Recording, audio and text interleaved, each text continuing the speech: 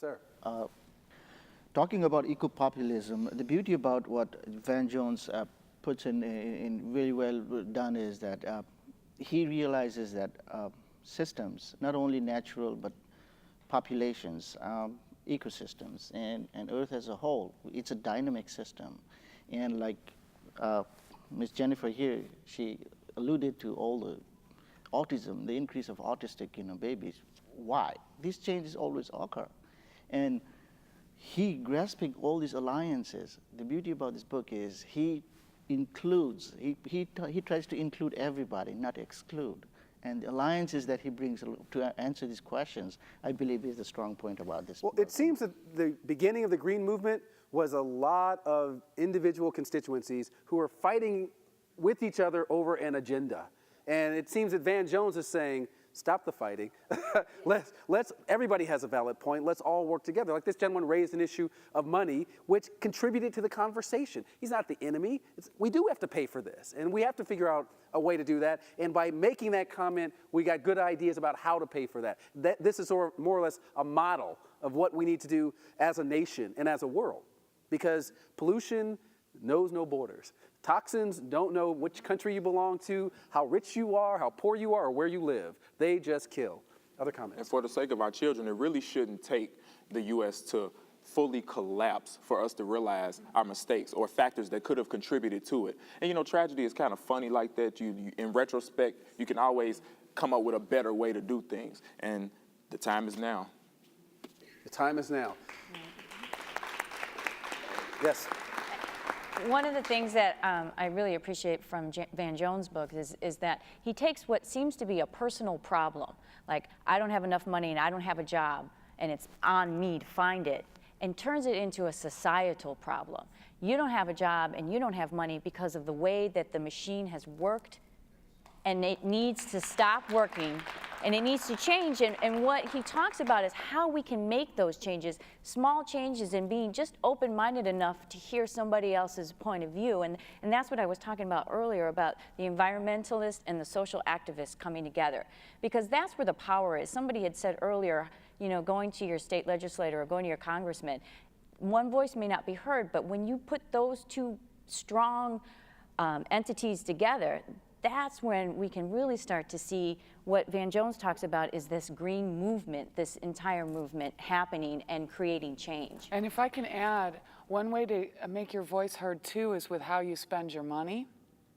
And the decisions that we make about where our dollars go every day sends a very strong message. If you say, no, I'm not going to use these household cleaning products that have all these toxins in them, I refuse to do that, I'm going to buy non-toxic cleaning materials, you're sending a message with that dollar. It seems like now is the time to, instead of just looking at the elite and being angry at them and seeing them as the enemy, is learning from them, because that's something rich people do. They make their money talk, and they are heard. Absolutely. Faster than the voice. The dollar is more powerful than the voice, sir. But one striking example where the importance of having full representation in setting the agenda was the defeat of Proposition 87 in California. What was the premise of that proposition? The Proposition 87 is, as the governor put it, is to tax the oil and the gas that is extracted from our surroundings, or that the companies extract from our surroundings, and then put that money into a research and technology fund that can generate alternative sources of energy. I'm from California. The idea was to tax oil in order to eventually replace oil. That's exactly right. How could that fail? Now, the money that was used to promote passing of that proposition came from the Hollywood elite. And the powerful lobbies from the oil companies informed the population that it's going to be a burden on you when you at the oil pump. They scared people into thinking there would be higher taxes. And then they were thinking that this tax that you put that a single state would put on companies would affect the oil prices. That is not true, because the price of oil is dictated by the greater world market. Of course, but how do you beat that? If you've got oil companies and they've got billions of dollars to lobby against a good idea, what do you do then? Well, we beat it by education and activism. I think we do both, right? I mean, Jones argues that we need to think about equal protection and equal opportunity, and those are kind of abstract, but if the oil company is spending a lot of money saying, oh, make sure you buy a Hummer, or make sure that, because that, you'll get girls, or make sure that, this is going to cost you more. We've got to be out there in the community, not just elites coming into the community to teach poor people. Poor people get it.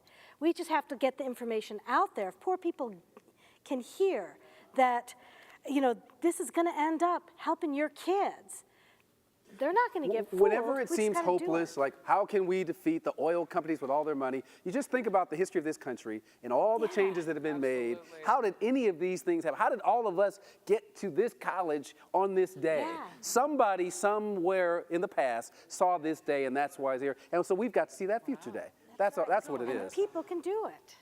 Let's take questions.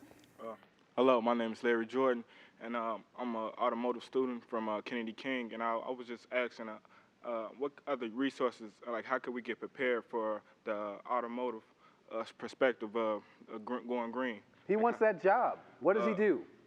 Earl? I think they're in the right place at the right time, because if we went to the auto show, everybody was green. Whether they was green or not, they say they was green. Right. The three auto manufacturers went to Washington begging for money, sent them back with the Learjet. They had to go back on a hybrid. So that means that right now everybody's green. Kennedy King is green. Kennedy King. But what does he do to put himself in a position to get that good green job? And what he's doing right now is that the city colleges has now adapted immediately that we will have an alternative fuel program. We will have a green alternative fuel program, and that means those students are coming in, whatever their experience is, will walk out of here within a year or so green collar ready. So when this is over, you're going to walk up to this man, his name is Earl, and you're going to shake his hand, and you're going to get the information you need for that next job. Let's go on to the next question. Yes, sir. Yeah, how you doing? I'm Stephen Gerald, and I'm from KKC. My only question was, we pay all these taxes right now.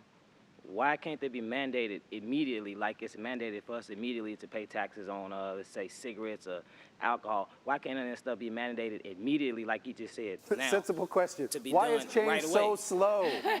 Why is this change so slow? We could change things. My electricity bill goes up easily. Yeah. Why can't we make these changes faster? A lot of it has to do with the lobbyists. Cigarettes and certain people have a stake in the amount of taxes and where it goes. So again, it boils down to that what was said earlier about the grassroots. We have to go to the government and demand that our taxes go to a different place, because they're never gonna change the way things are right now unless we ask for it. If you think about the civil rights movement, all the images in your head of the civil rights movement, it was not Hollywood superstars that were marching out front alone. Right. It was not government officials. It was masses and masses of regular people.